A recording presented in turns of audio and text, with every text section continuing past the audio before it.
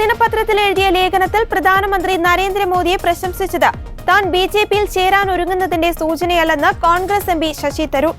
Operation സിന്ദൂറിന് പിന്നാലെ സർവകക്ഷി സംഘങ്ങൾ വിദേശ രാജ്യങ്ങളിൽ നടത്തിയ സന്ദർശനത്തിന്റെ വിജയത്തെക്കുറിച്ച് പരാമർശിക്കുന്നതിനിടയിലാണ് മോദിയുടെ ഊർജ്ജസ്വലതയും കാര്യപ്രാപ്തിയും ഇടപെടുവാനുള്ള സന്നദ്ധതയും സംബന്ധിച്ച് താൻ പറഞ്ഞതെന്ന് തരൂർ വ്യക്തമാക്കി.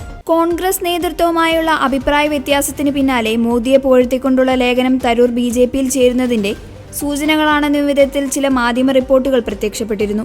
ഈ പശ്ചാത്തലത്തിലാണ് തരൂരിന്റെ വിശദീകരണം. സർവകക്ഷി സംഘത്തിന്റെ ദൗത്യം വിജയിച്ചതിനെക്കുറിച്ച് താൻ വിശദീകരിക്കുന്ന ലേഖനമായിരുന്നു അതെന്ന് തരൂർ പറഞ്ഞു. ദൗത്യത്തിന്റെ വിജയം എല്ലാ പാർട്ടികളുടെയും ഐക്യത്തെയാണ് വ്യക്തമാക്കിയത്. മറ്റു രാജ്യങ്ങളുമായുള്ള ഇടപെടലിൽ പ്രധാനമന്ത്രി നരേന്ദ്രമോദി തന്നെ ഊർജ്ജവും കാര്യപ്രാപ്തിയും പ്രകടിപ്പിച്ചു. ബിജെപിയുടെ വിദേശ നയമെന്നോ കോൺഗ്രസിന്റെ വിദേശ നയമെന്നോ ഇല്ല, ഇന്ത്യയുടെ വിദേശ നയമെന്നേയുള്ളൂ. 11 കൊല്ലം മുൻപ് പാർലമെന്റിന്റെ എക്സ്റ്റേണൽ അഫയേഴ്സ് കമ്മിറ്റി ചെയർമാനായ സമയത്തു തന്നെ പറഞ്ഞ കാര്യമാണിത്. പ്രധാനമന്ത്രി നരേന്ദ്രമോദിയുടെ പാർട്ടിയിൽ ചേരാനൊരുങ്ങുന്നു എന്നതിന്റെ സൂചനയല്ല ഇത്.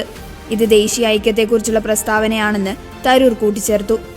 മോദിയുടെ ഊർജ്ജവും കാര്യപ്രാപ്തിയും ഇടപെടാനുള്ള സന്നദ്ധതയും ആഗോള വേദികളിൽ ഇന്ത്യയുടെ സ്വത്താണെന്നായിരുന്നു ദി ഹിന്ദുവിലെ ലേഖനത്തിൽ തരൂർ പറഞ്ഞത്. പിന്നാലെ ഈ ലേഖനം പ്രധാനമന്ത്രിയുടെ ഓഫീസിന്റെ ഔദ്യോഗിക എക്സ് അക്കൗണ്ട് പങ്കുവയ്ക്കുകയും ചെയ്തിരുന്നു. അതേസമയം ശശി തരൂരിന്റെ ലേഖനത്തിൽ അഭിപ്രായം പറയാനില്ലെന്നും നിലപാട് പാർട്ടി എടുക്കുമെന്നും വി ഡി സതീശൻ പറഞ്ഞു. ഞാൻ അവരെക്കുറിച്ചൊന്നും കമൻറ്റ് പറയുന്നില്ല. അവർ എന്നേക്കാൾ മുതിർന്ന നേതാക്കളാണ്.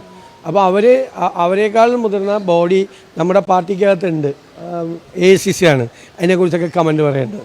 അദ്ദേഹം കോൺഗ്രസ് വർക്കിംഗ് കമ്മിറ്റി അംഗമായിട്ടുള്ള ഒരാളെക്കുറിച്ച് ഞാൻ പരസ്യമായിട്ട് ഒരു കമൻറ്റും പറയില്ല.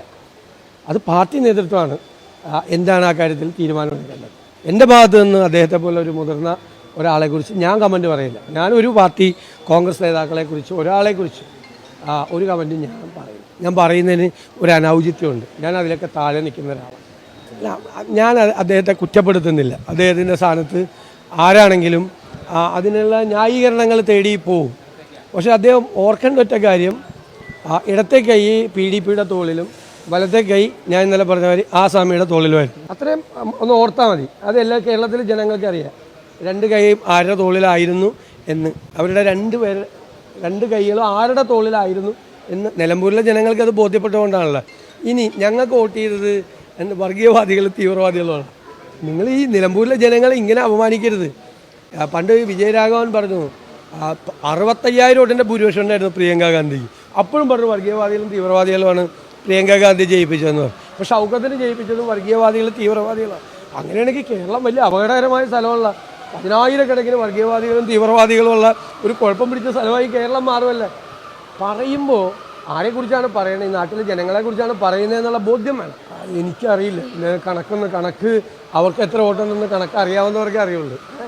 എന്തെല്ലാം ന്യായീകരണങ്ങളാണ്, എന്തെല്ലാം ന്യായങ്ങളാണ്. പിന്നെ അവർക്ക് 10,000 വോട്ടുണ്ട്. ഞാൻ അതിനെക്കുറിച്ചൊന്നും കമൻറ്റ് പറയുന്നില്ല. അതൊക്കെ ഓരോരുത്തരും അവരവരുടെ വോട്ടുകൾ കുറയുമ്പോൾ ഉള്ള ഓരോരുത്തരും ന്യായീകരണം കണ്ടെത്തുകയാണ്.